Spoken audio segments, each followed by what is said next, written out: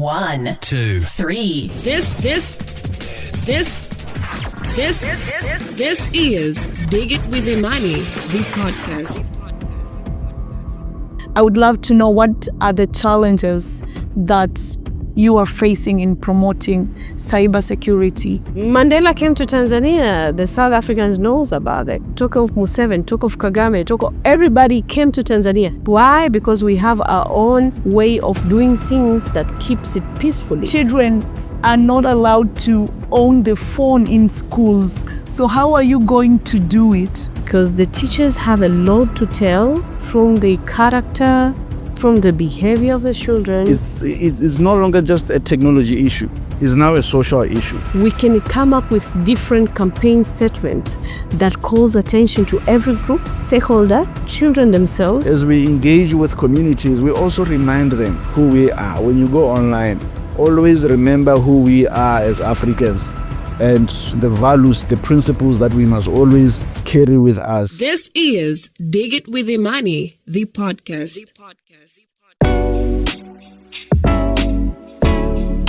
Hello and welcome back to your favorite podcast, Dig It with Imani, and today we are focusing on cyber security. Joining me on the set is David and Elizabeth.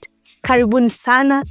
Love to start with David. Before we go further, tell us more about yourself and Cybersmart Africa. All right. My name is David Tumwebe.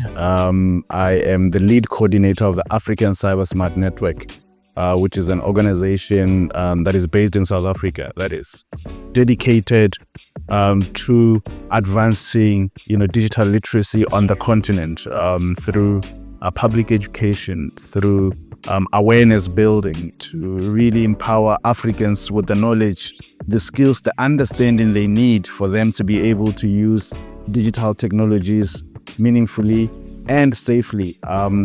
By profession, I'm a cyber psychologist. I work as a cybersecurity awareness specialist, focusing on sensitizing communities, society about the risks that come with inappropriate use of technology, and the opportunities that exist as well in digital spaces, so as to governments and technology companies are focusing on rolling out digital solutions and different kinds of tools.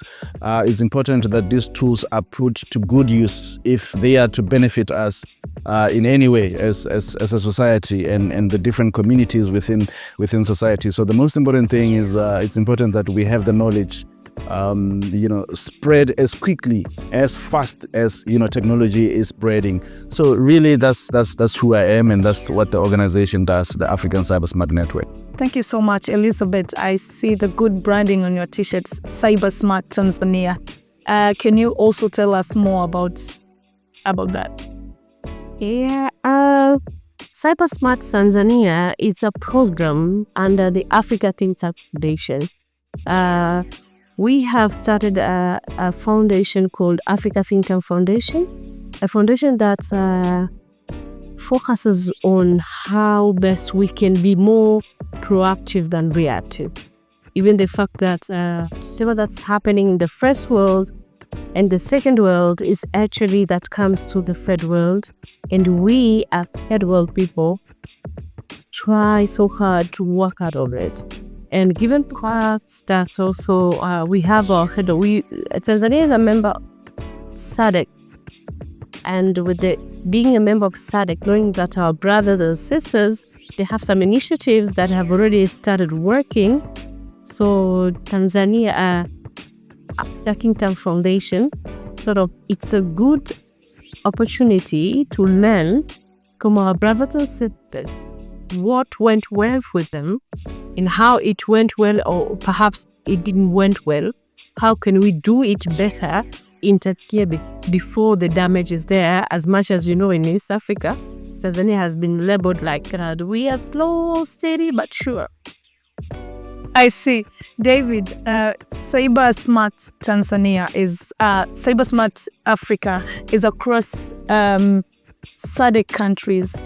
I would love to know what are the challenges that you are facing in promoting cybersecurity Yes. So through the establishment of the African Cybersmart Network, we are trying to, bring, us together as, citizens of, different Southern African countries, so that we can, through unity and collaboration and joint effort, really tackle, emerging societal challenges, particularly when it comes to, online safety, digital safety, cybersecurity. And so what we are doing is we are collaborating with organizations in different countries. In Tanzania, it's a collaboration with Africa's Think Tank Foundation to bring the CyberSmart Tanzania program to Tanzanians. Working with local partners. We have CyberSmart Botswana in Botswana. We're setting up partnerships with other organizations in different Southern African countries, Zambia, Namibia, Malawi, Lesotho, Eswatini, and South Africa. Really what we have observed, as society increasingly become digitalized, the knowledge, the know-how is very low. The understanding of, the power that these tools come with. The power in two ways. The power to really advance lives socially and economically. These studies that have been conducted that indicate that, a majority of us are only using less than 10% of, technology, for meaningful, purposes. You will have a very, expensive smartphones, and all you use for, it's selfies and texting and, social media. And even young people, who, are struggling to find jobs. Maybe they dropped out of school, or maybe they didn't do well in school, they couldn't proceed to university, or they're graduates. You would find young people with, expensive, very powerful, phones. And you ask them, so what do you do with these phones? They tell you social media. So what are you doing in life? I'm doing nothing, and they don't have the understanding that they can use those tools to do free courses online, and get certificates that can help them in their job searching endeavors, or that can help them, with skills that they can use, to start businesses. And there's so much that can be done. And what we have observed is that, the knowledge, the understanding is very low, on how best to use these tools and how to put these tools to good use for social advancement, but also for safety. Because, as we increasingly become digitalized, we are increasingly becoming vulnerable to risks, to threats that come with adoption of technology. And it's important that we have that understanding across communities and across society. Who is most at risk? Who is most at risk? Children especially. Children, we are all vulnerable online, but children are a lot more vulnerable, because you would find that in most households, in most homes, we give our children phones, we buy them phones, we give them access to the internet and technology, and we never have conversations. Very few parents will tell you that, no, I get my children, I sit them down and I tell them. Very few parents do that. Okay. And also the reason children are extremely vulnerable, or a lot more vulnerable, is because they lack parental guidance. A majority of parents, we come from the analog era. My generation, most of us come from the analog era. So we're still transiting. BBC generation. Yeah, we're still going through transition, right? And then often you would find that a majority of, our generation, we really struggle. So you find that children, pick things quickly, they learn technology quickly, but they still haven't developed to a point where they can, Speaking children, David, many phones, the current phones, are coming with the parental guide in a setting. Where do these parents fail while they have the option to monitor the phones when they give it to the children? It's because a majority of parents are not taking time to learn technology and understand and explore ways through which they can integrate it into everyday parenting, right? So that is for children. So what we need is effective parental guidance. We need parents who are involved at every step of the way, so that they can provide the guidance that they need. The other group that is extremely vulnerable is the elderly. pensioners. Wow. And we are seeing this across the region, where they are being scammed, on there's just a prevalence of online scams that is targeted at pensioners, because they also lack the knowledge of how to protect themselves. So we've seen this in South Africa, we're seeing this in Botswana, we're seeing this across Southern Africa, where pensioners are being targeted, and they are innocently and without thinking about it, sharing their credentials, and therefore they are losing money to scam us on that basis. I think it's the same in Tanzania as well. I remember in the elections 2020 when the internet was shut down, some of the elders people were told, we can buy you a VPN, so give me money so that I can install you a VPN. So I can really relate. Back to Elizabeth. I know you are going to kick off this excited program in Tanzania.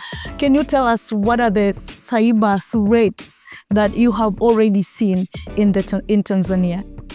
Actually, it's more for the threats are there more for the young people. Talking of children and youth, as well as the elderly as well. But the bigger threat is that we do not have certified digital fact checkers. There's some few fact checkers in the market, but they have not really been introduced to the market as the reliable fact checkers. When I'm saying reliable, I mean that a fact checker that the government is appealing to, the society is ready to accept, and we know where they get the fact-checking level. So with that one itself, it's a big threat, because when you study, the thing is, we're in the third world. Mm-hmm. It has happened in the first world already, and it moved to the second world already. But we are here waiting for something to happen to react. Business as usual. While we as Africa think tanks, we want to be more proactive. So the threat is the dynamics that we have in the politics, the dynamics that we have in the ecology and the related can come to bring some big surprise to Tanzanians. Despite the fact that actually we have like two or one organizations that they call themselves fact checkers. But if you dig so deeper, digital fact checkers, if you dig deeper, you find that they're not recognized to that level.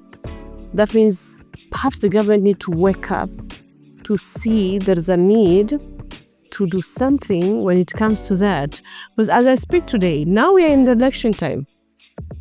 You can agree with me, there's a lot that's going on in the social media. Some are true, some are not, some are just bullying, some misinformation. But who is there to verify? If you just wait for TCRA to say something, it will be like, oh no, the government is saying something. Mm-hmm.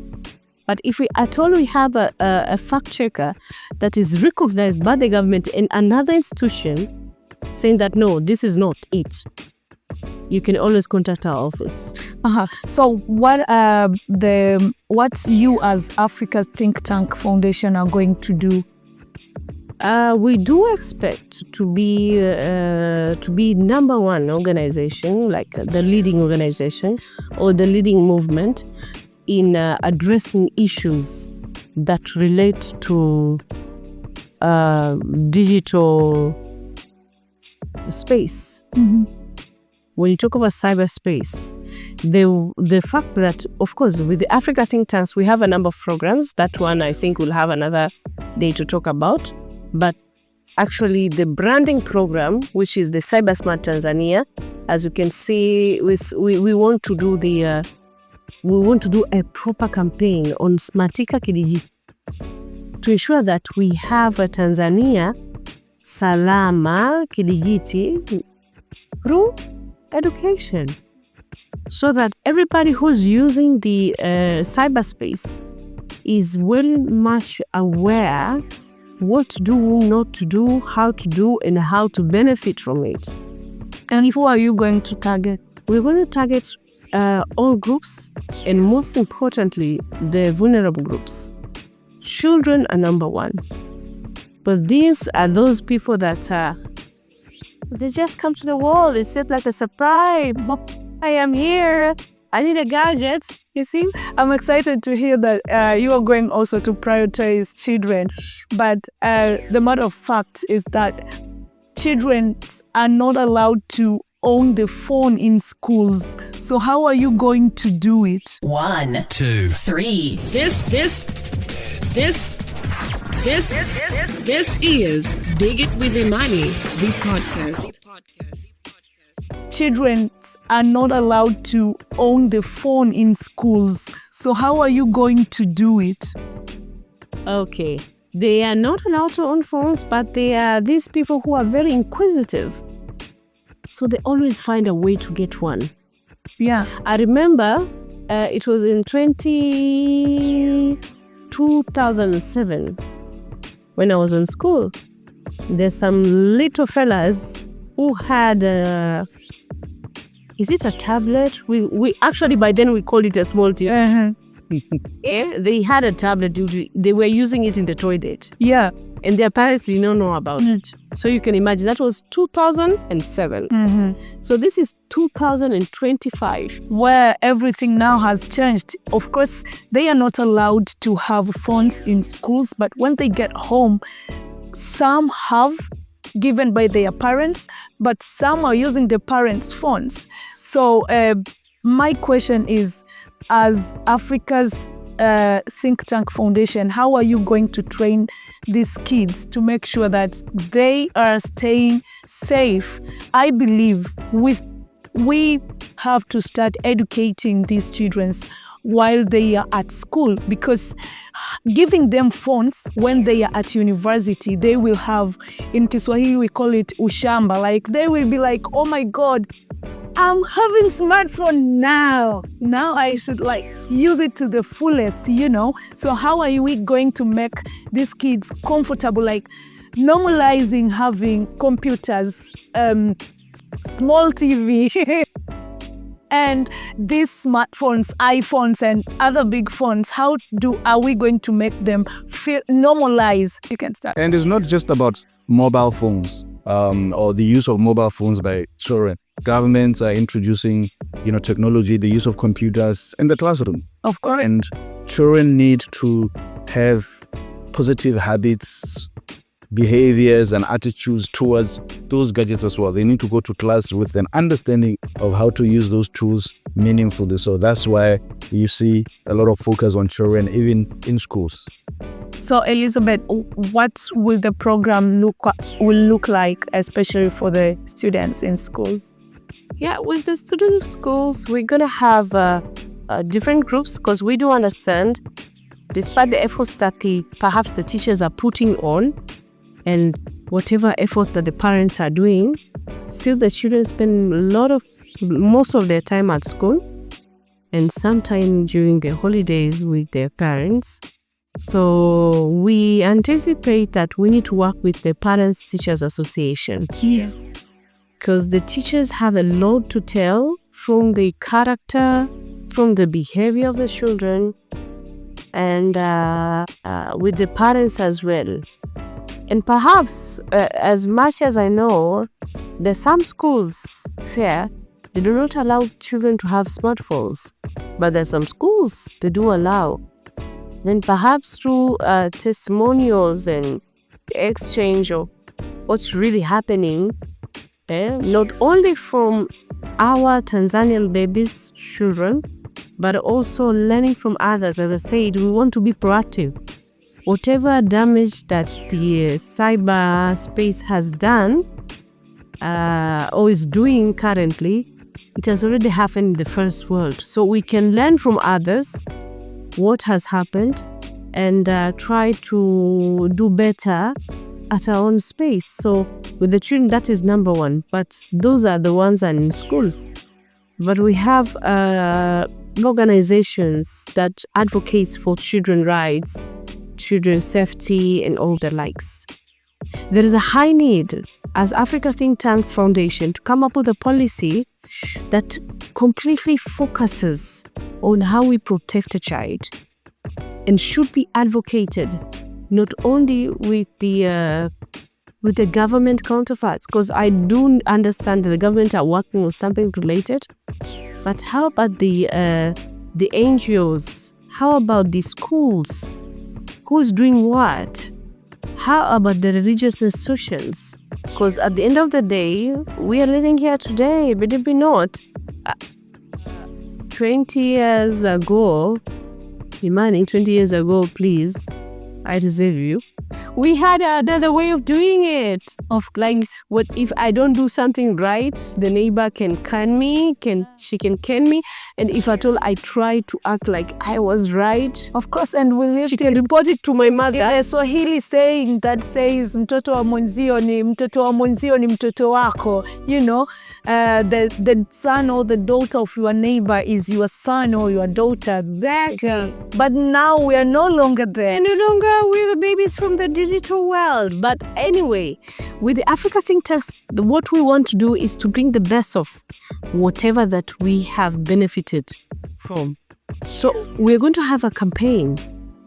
Actually, now I'm talking about the children, but we have campaign in different groups: the girls, the youth, the elder, people living with disability, and so forth. Wow. But with the children themselves, it's high time we come up with a campaign that mark the need of taking care of what the future is. As a peace that we have in Tanzania is a center of peace in East, North, Central, and whatever Africa at large. As Mandela came to Tanzania, the South Africans knows about it. Talk of Museveni, talk of Kagame, everybody came to Tanzania. Why? Because it's a center of peace. But why? Because we have our own way of doing things that keeps it peacefully. So with the digital space, we can come up with different campaign statements that calls attention to every group, stakeholder, children themselves, to come with understanding. Perhaps we can have some books or they're related, whereby even the children themselves without their parents can come to understanding that, oh no, I don't need this. These people are trying to programming me to something that I'm not. Okay. They should say no themselves, not from the parents.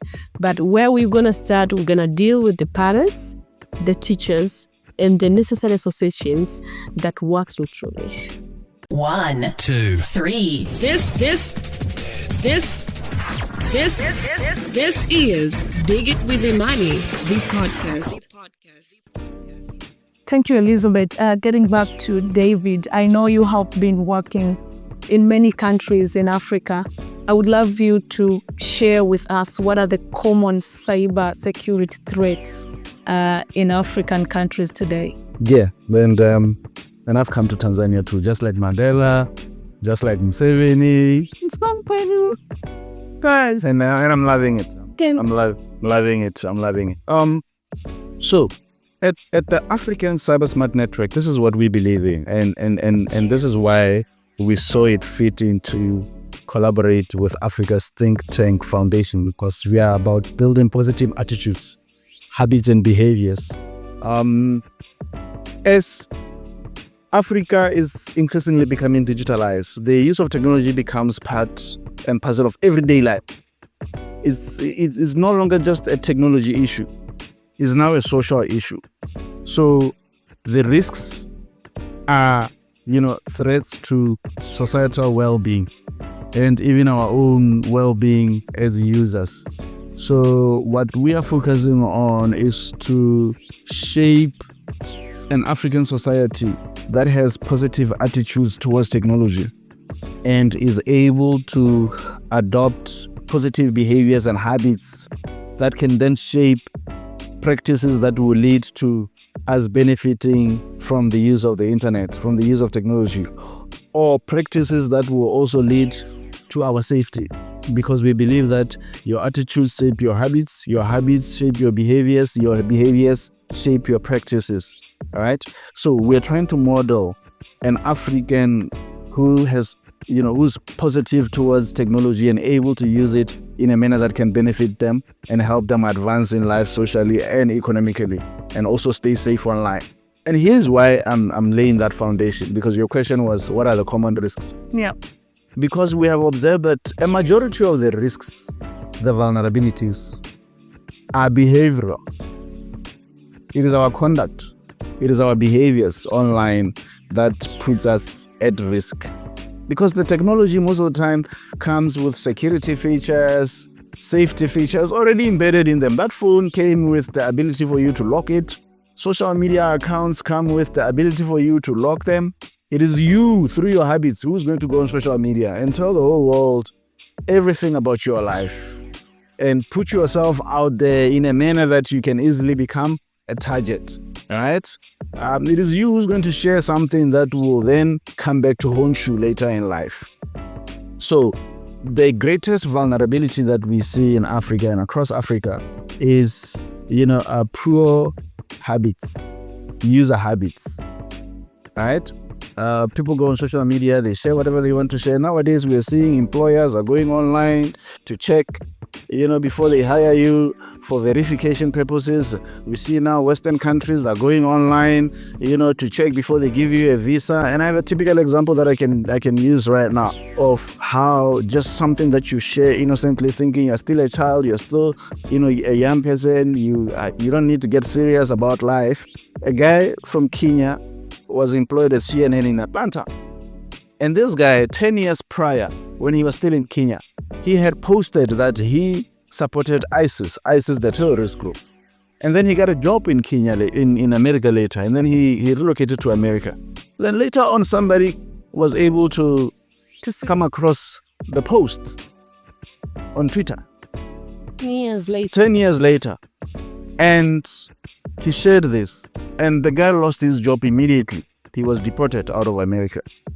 So what we are saying to Africans is that, these things, yes, it's nice to be online, it's exciting, but you need to be very cautious what you share, who you interact with, how you interact with those people.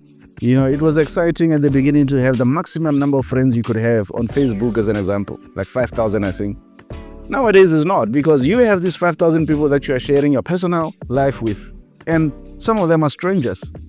Do you really need to be telling strangers every detail about your life? Where you are, what you're doing, where you come from, who your siblings are, what the name of your dog, your address, all those things, because scammers, hackers are using that information to attack us.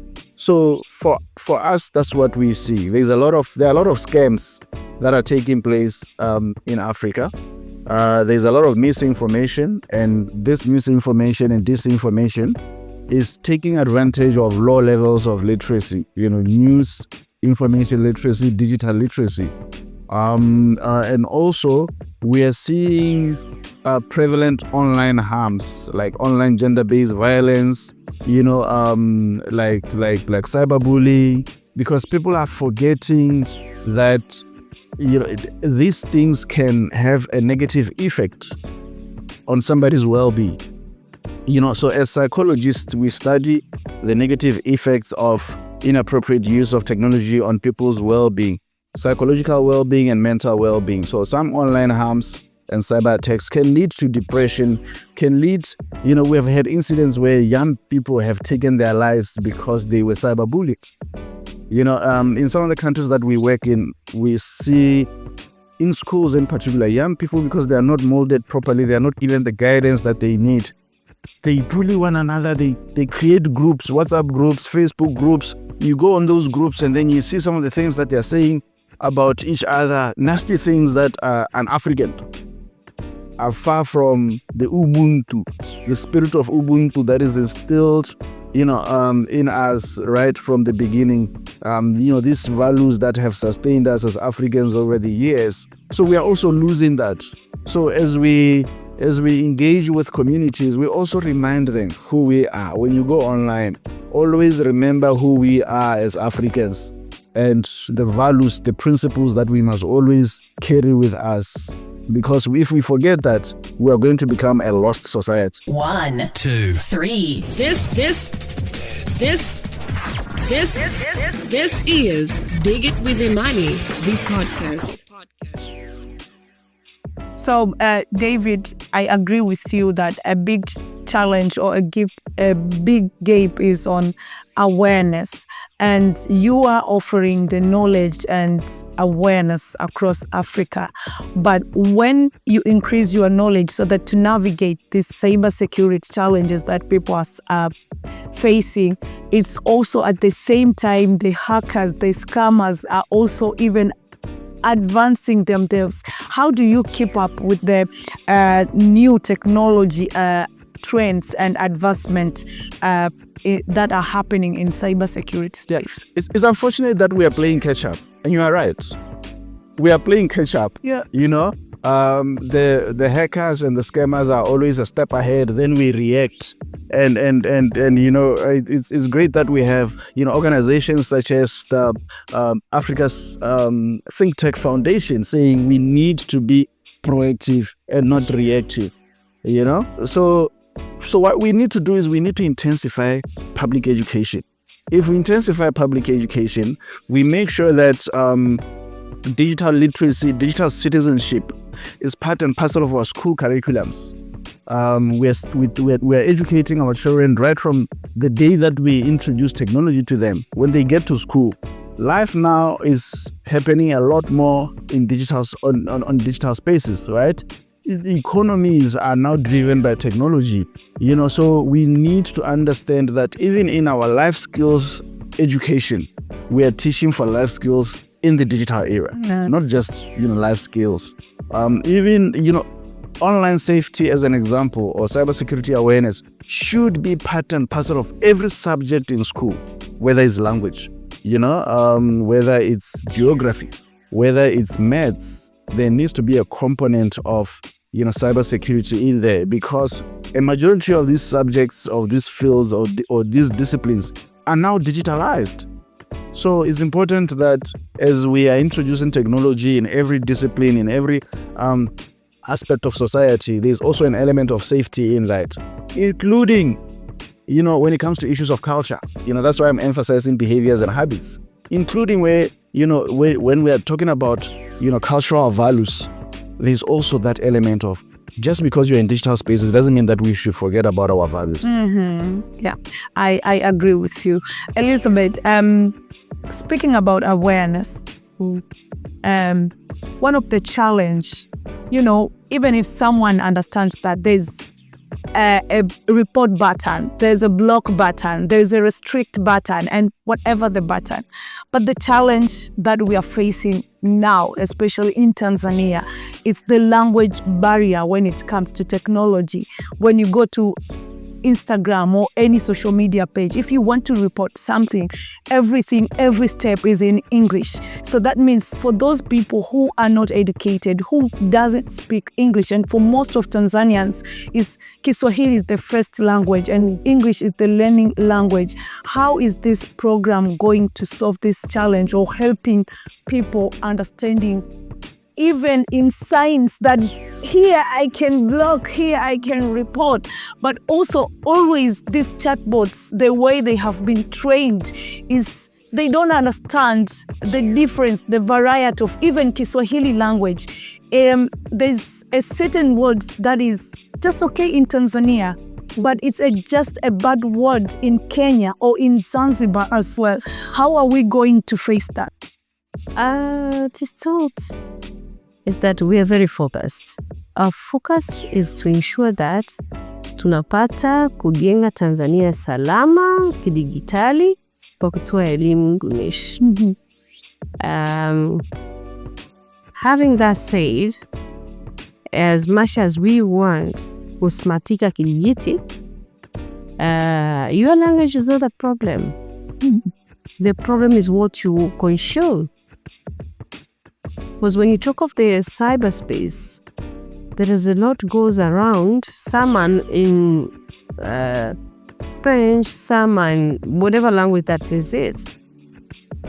As much as we are going to advocate for Cybersmart Tanzania, we will use the language that the majority can understand. But what I mean is that the language that has been used in platforms, you can educate a person, you can report. Mtu akikubuli, you can just take this to the Instagram, and these big tech companies, they not take action on time. That's another challenge. But the primary challenge is the language that nikitaka kuripoti, your Instagram iko in English, your X is in English. At least Facebook, they have tried here and there to make even a Swahili Facebook. But in other platforms, everything is English. So how is that someone going to be able to report after getting education from Cybersmart Tanzania and Africa's Think Tank Foundation? Okay, we have designed a program that caters all groups. The ones who are learners, the ones who are there, and the ones who have nobody has thought of them. We all have them in the plan. So, in the execution of training and capacity building on awareness, every group will be treated differently. So if I go to a primary school, the language that I will use, I won't use the one in which I use in the university. Even the reporting lines will be different. For instance, in the primary school, I'll tell them, report to your class teacher, report to your head teacher, whatever that you find out, in any language that you have to. You see? In the university, the same. The children who are not in school will find the right mechanism. But again, as I said, we are proactive, not reactive. Being proactive, we're going to deal with the very, very bad cases that we already have in the society. Perhaps they have not been addressed. Because actually our society, talking from parents, teachers, that's a lot has happened. And nobody wants to talk about them. Some parents are sure that I've caught my son watching something like this, which is not good. But this guy is not ready to share it. Why? Because they feel like he will look like he's an irresponsible parent. Yeah. So we have PTAs, the Parents Teachers Associations. With the experience from my time from school to date, sometimes they look like they're weak organizations, but believe me not, they are the most strongest organization that will create the real people. If you talk of children, suppose a child spends like 8 hours at school, spend with the teachers. So the teachers knows your child more than what you think you know. And again, the parents has this DNA and all blah, blah, blah connected. So if I get the teacher, if I get the parent, and we come up with a mechanism that works, because what I do believe is that we cannot have a uniform tool. What you can do at the township, it can be different from what you. So you are going to have a diversity of what that fits every group. When you develop material, educational, information material, whether it's flyers, whether it's instructional videos or social media, that people can use to learn, to understand, and even translate some of the knowledge that is already there, that has been developed into local languages for people to be able to understand. Okay. At Cybersmart Africa, do you engage with big tech companies to make sure that they localize? Oh, sorry, Manny, before you answer that, we also have community radios, which are very close to the people. Yeah. And actually, from my experience, I've been working with the media for a while. They have airtime. I mean, only have airtime, but they have people. They need to share some content that can capacitate, can help the people in that constituency or whatsoever. So all this will be used. We're going to use every tool possible to ensure that we get the message clear in the right language. What I will use in Timbuktu might be different from the what I will use in here in Dar es Salaam. True, I agree, and that's nice. So, David, at CyberSmart Africa, do you engage with big tech companies to make sure that at least they localize their terms and references, their policies, and even their ways to report so that the cyberspace can be safe and inclusive for everyone? Absolutely.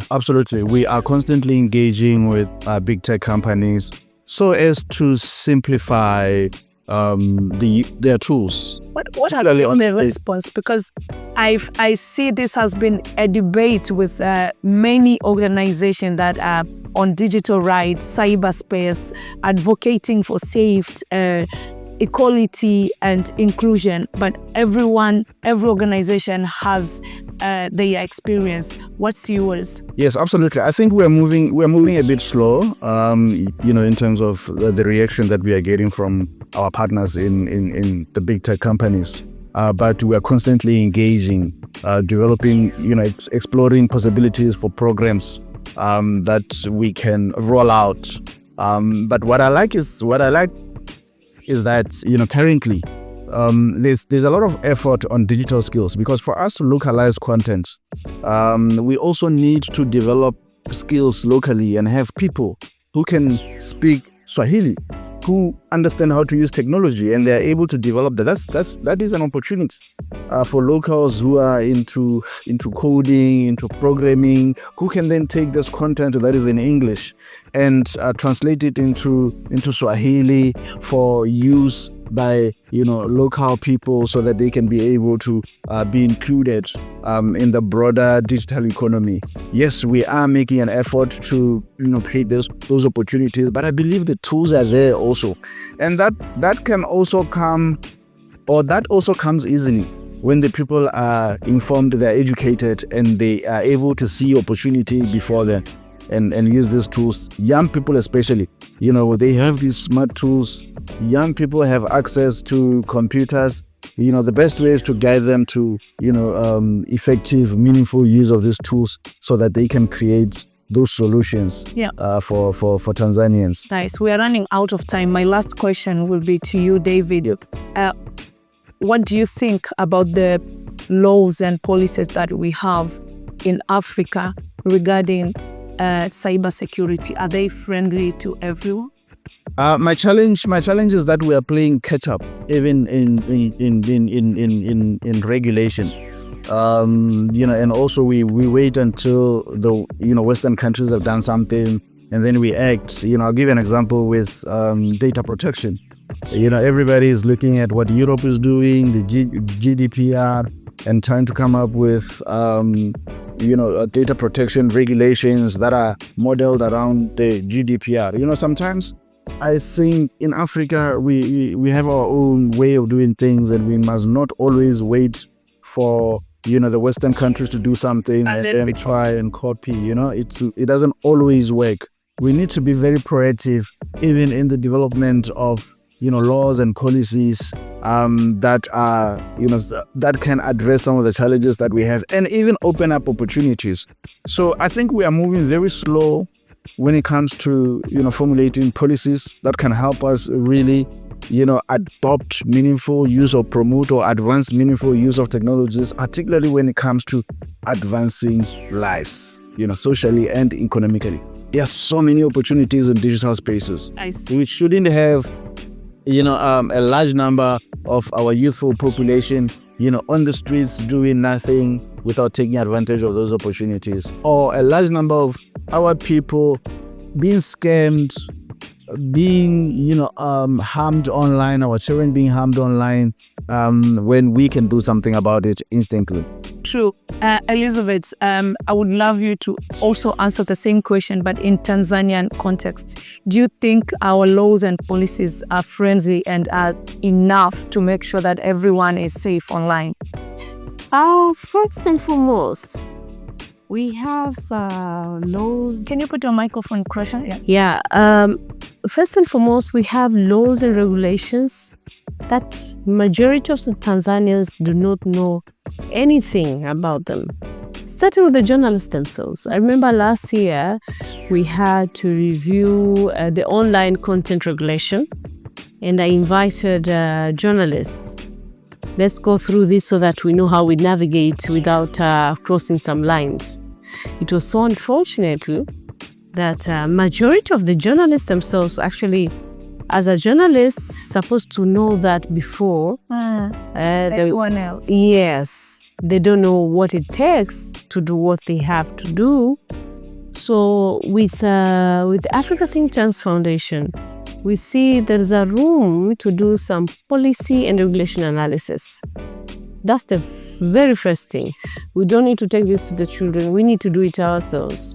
Because if me and you do not know the online content regulation, what can a child do? Seriously. It will be a mess. It's like a trap that you do something and then you just get into problems. So we're going to do a lot of policy and analysis, and with different stakeholders, journalists being one of them, we can advise the right authorities on the more practical way to navigate or to prepare for all these changes that are coming in. Because now we're talking of, there's advancement in technology. Believe me not. In the next 10 years, we'll be talking another story. So, Elizabeth, what are the gaps that you have already seen in our laws and regulations regarding cyber security? Number one, the regulations are in English. And the majority are comfortable with Swahili. I don't mean that they do not understand English, no. Majority. There are so many people who doesn't understand. Absolutely. Like the urban people. Yeah. The rural area, majority of them, English is not their day-to-day language. Yes. So if we have regulations in a language that people understand, it can perfect it by itself.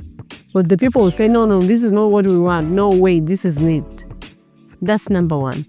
Another thing is that we need some clear case studies that link whatever that has been proposed there to the real life of a local Tanzanian.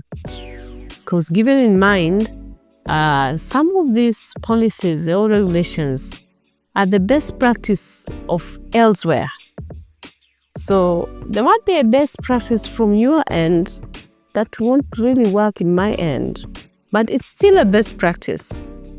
So as Africa Think Tanks Foundation, we're looking forward to have different forums to analyze. We're going to do analysis of the policies and regulations and share the suggestions of the people, be the journalists, be the CSOs, because with the forums we do intend to have all groups on board. So people will say, we think this should go like this. With this article, what? Perhaps they need to review it. And the good thing that, I really thank God I belong to Tanzania. They work it. When you go with 20 things, at least 10 will be answered. So that's what we do expect to go and work with. Wow. Thank you so much, Elizabeth and David, for joining us today. It was really, really a fruitful conversation. I hope even our audience will enjoy and will have something to learn. And of course, we are expecting more from the Cybersmart Tanzania. And we are looking forward to Smartika Kidijiti. Yeah. Stand back. Yeah, kabisa. You better, we have to just declare it's a new word, Smartika. Yeah, we can't wait to Smartika Kidijiti, and maybe it's supposed to be in Kiswahili dictionary, in Kamusi, Bakita's Kamusi. Yeah, asanteni sana for watching, and tafadhali subscribe to our YouTube channel, and you can listen also to this conversation in all digital platforms. This is Dig It with Imani, the podcast.